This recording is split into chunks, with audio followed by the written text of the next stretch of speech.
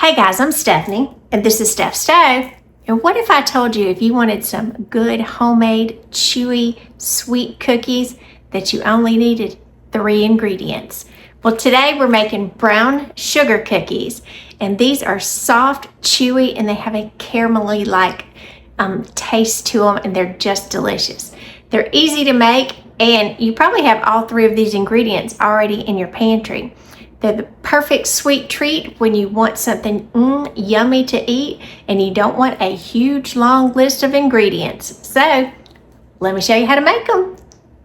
All right, first thing we need to do, we need to preheat our oven to 375 degrees. All right, I'm gonna be using my KitchenAid stand mixer for this. So I'll move it over.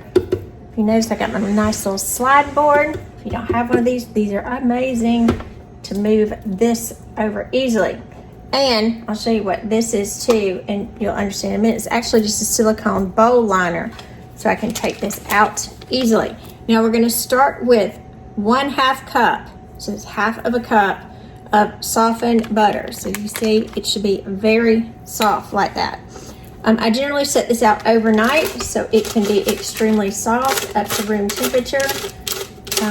It probably would get there very quickly, especially now because it's so hot and humid, but you want this extremely soft when you're doing this. Now, we're gonna use our beater attachment here, and I've got mine with my little scraper edge. It's the one I prefer to use when I'm using any kind of cookies. So go ahead and attach that. Make sure it's on there nice and strong. I'm gonna go ahead and start beating my butter up until it's nice and fluffy, so you can see it in there. Just beating it really nicely. You can do this by hand, you can do this with a hand mixer. I prefer to use a stand mixer for this just because it's nice and easy as we're doing it. Now, the next thing we're gonna say, so butter, ingredient 1. Ingredient 2, 1/2 cup of packed, firmly packed, and I'm using light brown sugar. You see it's really packed because it is not wanting to come out. There it goes. All of it in there. Make sure I get it all. And then we want our butter and our sugar to cream together really, really well. This is an important step. A lot of times people do it very quickly to mix, but you want to be sure that they are nicely combined together.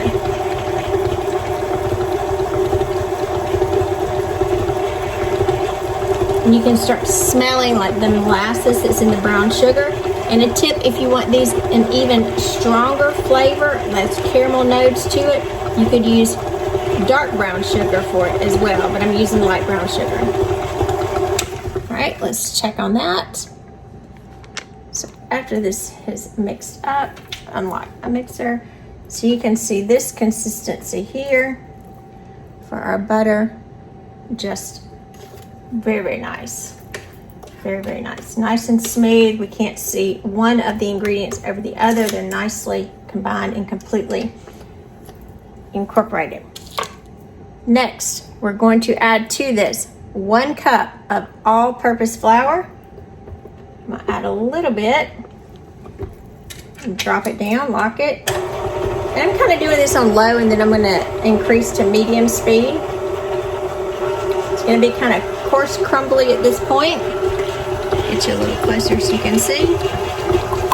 And I'm gonna start slowly adding the remainder.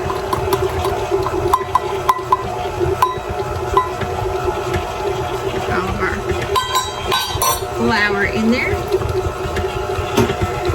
And again, just when you do not see any of the flour and it's nice and combined, that's as much as we need to mix. So I'm gonna go ahead and stop it.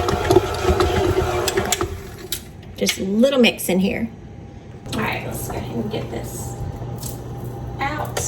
And I'll show you really easily. I don't have to worry about dirtying my bowl. I'm just gonna take silicone bowl out of my mixer so my mixer stays nice and clean.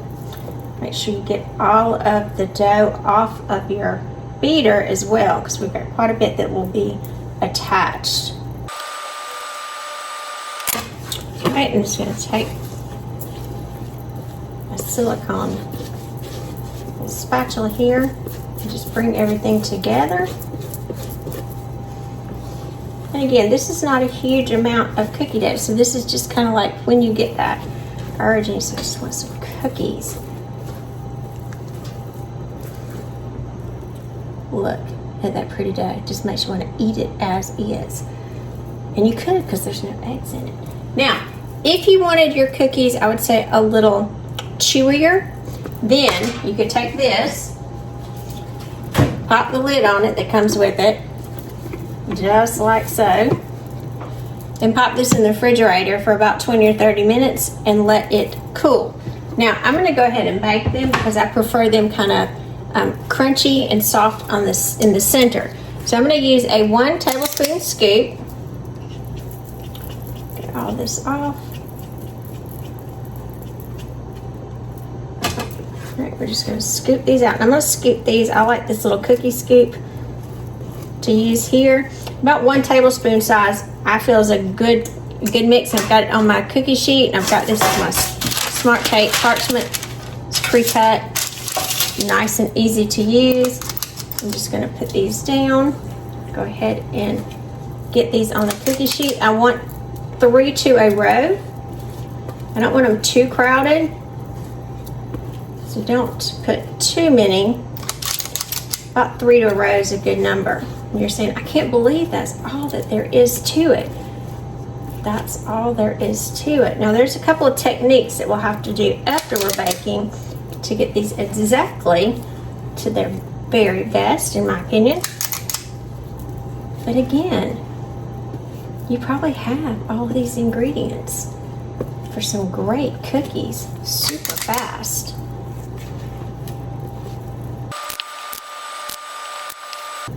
All right, let's move these over just a tad here. Woo, our oven is up to temperature, so that's a great sound. Now, one thing that I like to do before that I put these in the oven, I want to mash these just a little bit.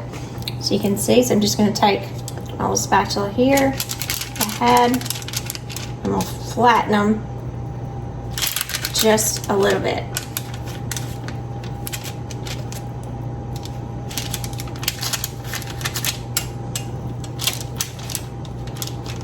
Now you could roll these and flatten them, but it's just as easy for me to flatten them this way.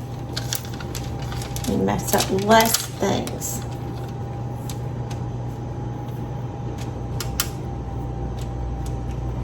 Now I'm going to go through and flatten the rest of these, and we're going to get these in the oven.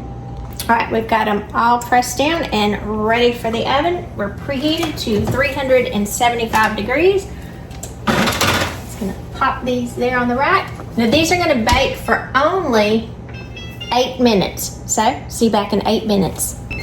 Alrighty, our cookies have been baking 8 minutes, and they're nice, brown, and spread out. Look at that, kind of all run together like they're making friends. Now this is very hot, so once it comes out, bring you over here really quickly so you can see what I'm gonna do. I'm gonna come up here to my cutting block. You can do this on the counter if you want. And I'm gonna take this pan and I'm gonna pop it down hard. Because what I want to do, and you can see here, I want this little crinkly look that just happens. All these air bubbles I burst. We've got crunchy edges here and soft centers. Now, if you want to get them back to their little cookie shape, and I had a bunch of them in here together. Remember, take a glass, has to be real glass, and circle back around them. Have to do this when it's warm, and it'll reshape them perfectly.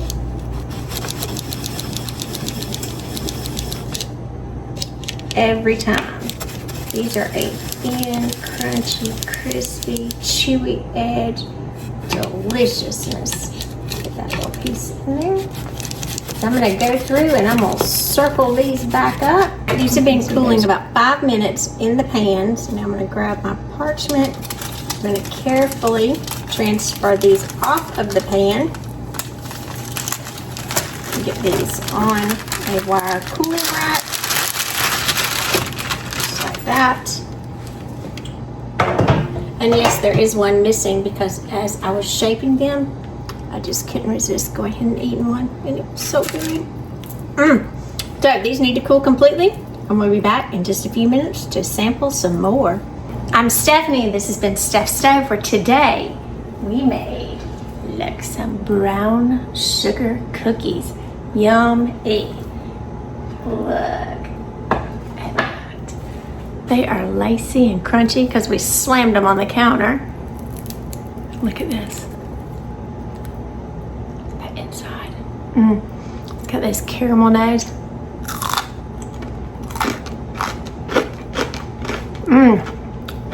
Butter, toffee-ish.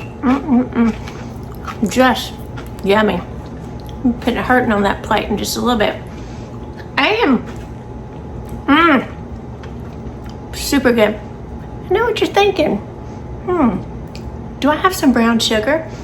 If you do, remember, you're a third of the way to making these wonderful brown sugar cookies for yourself.